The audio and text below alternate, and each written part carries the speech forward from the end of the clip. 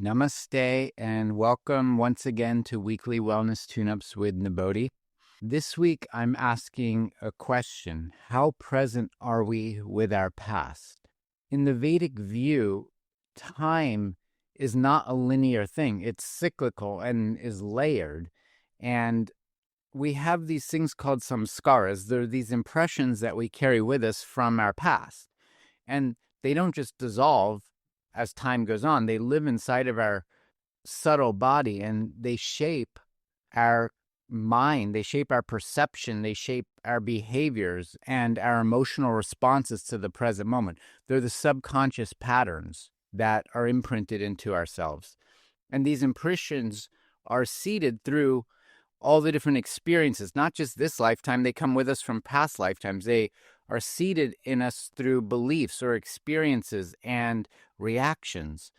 And they're like grooves in our consciousness that we keep revisiting over and over again, usually unconsciously. They're like lines in a vinyl record that the needle's stuck on. It keeps playing the same thing over and over and over again instead of moving on to the next song. So today, I invite you to pause and ask yourself, how present are you with your past? So often we believe that we're responding or reacting, mostly responding to life from the present moment, from the now. But in truth, we're not actually responding, we're reacting. And our reactions, our decisions, our judgments are filtered through rose-colored glasses. They're filtered through a lens of all these past experiences that we may or may not have really embodied and transformed into growth. And in this life, what's really often the biggest source of this is our early childhood. In modern psychology, they have what's called the ACEs, the adverse childhood experiences. Early childhood trauma forms a massive amount of our subconscious programs that we play forward and act out as adults. In Vedic psychology, this is what we call manas, mind, the sensory mind, and chitta, the storehouse of all these memories. And together, what they do is shape the present reality unless we bring the subconscious conscious, unless we become aware of these patterns. And we might be surprised to realize how deeply our past continues to live in our thoughts, in our actions, in our emotions, in our body, in the way we speak, and even in our choices. A lot of that, it's not ours. It's from the programming from our parents, from our family, from the early childhood school experiences, or it's generational. It's passed down through generations. There's a beauty in this, though.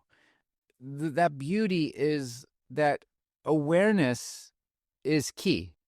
If we can just breathe in and become aware of right now, that's the first key to freeing ourselves from these subconscious patterns. And they don't necessarily just go away, but we become aware of them so they don't enslave us.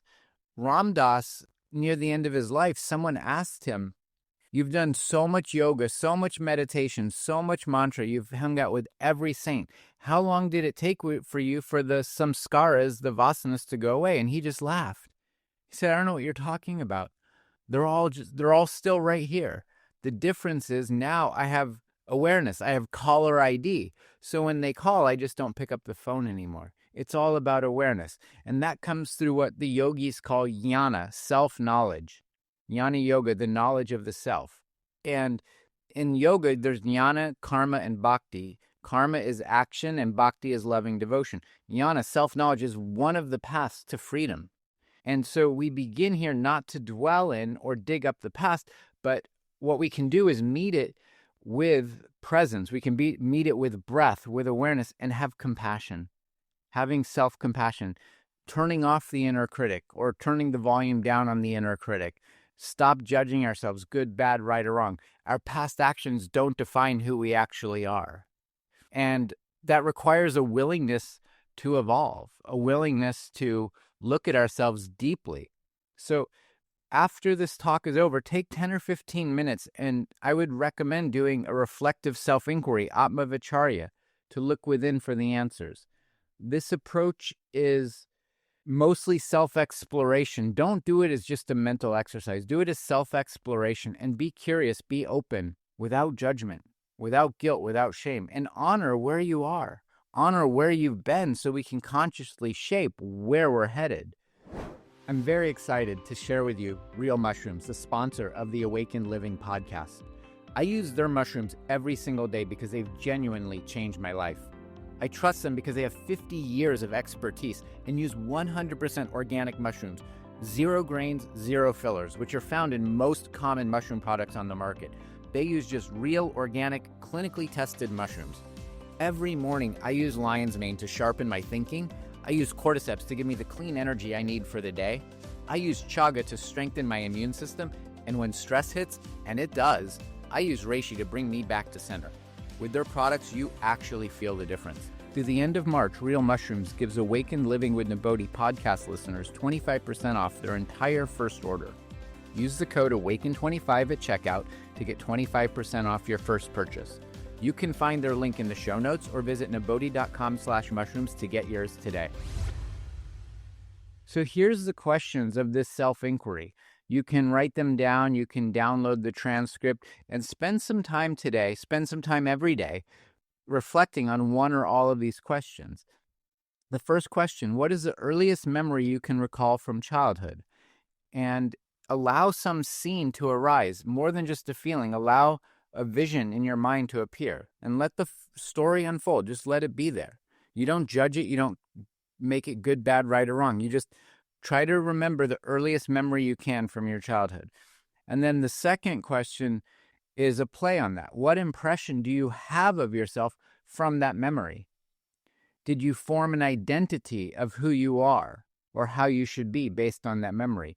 Is there an emotion or a belief imprinted in your being from that memory? So what impression do you have of yourself in that memory? What's the earliest memory you can recall from childhood? And what impression do you have of yourself from that memory? Then, what impressions do you carry of other people in that memory? Whether it's your parents or a caregiver or a sibling or a teacher, what impression are we carrying from other people in this memory of early childhood? What role did they play in shaping our inner world? Then how has this memory influenced our personal narrative? If we can identify that, how this memory has influenced our personal narrative, our choices, our behaviors, the way we speak, and even our relationships. And if we can go a little deeper in that, where do we see these echoes, these memories, the memory of that playing out in our life today? A lot of times when we get into a relationship, we're in relationship with our mother or our father or our primary caregiver. So where do we see this playing out in our life today? How has this memory influenced our personal narrative, the choices that we make, the thoughts that we have, the behaviors that we have, or the relationships that we enter into? And then, in what way has this experience shaped how you relate to yourself? What's your inner story? What does the inner voice say? What tone do you speak to yourself in? Do you speak to yourself with love, compassion, empathy, or critical thinking, with criticism, with self-abnegation? And what limitations have we formed based on this? So in what way has this experience shaped how we relate to ourselves now? How are we speaking to ourselves? What limitations have we created for ourselves? Now, the turnaround. How might this memory, how can we use this memory? What is this memory asking?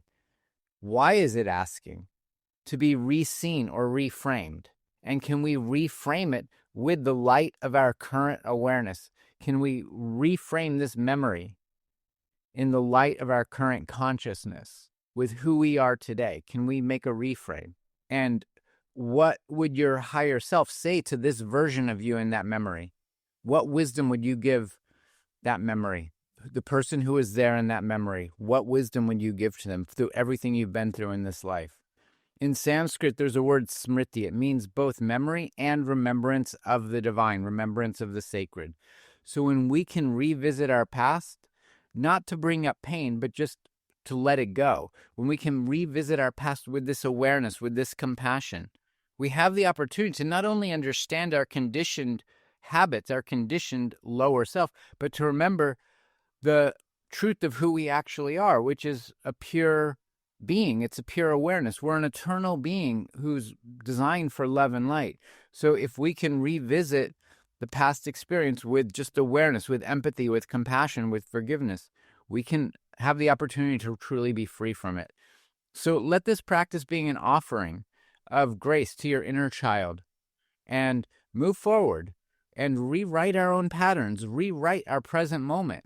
We have a choice. We can continue in the same patterns that limit us, or we can choose to reframe our life in a way that life happened for us, not to us. And that leads us to wisdom, clarity, and love. So practice this self-inquiry, or create your own self-inquiry questions, and do it daily. It's the daily habit of looking within, of examining ourselves, that leads us to more awareness, more compassion for ourselves and others. Thank you again for joining me this week. And as always, fill your hearts with love, and let's go out and do the best we can to express that in every thought, word, and action, and make the world a little bit better every day. Namaste.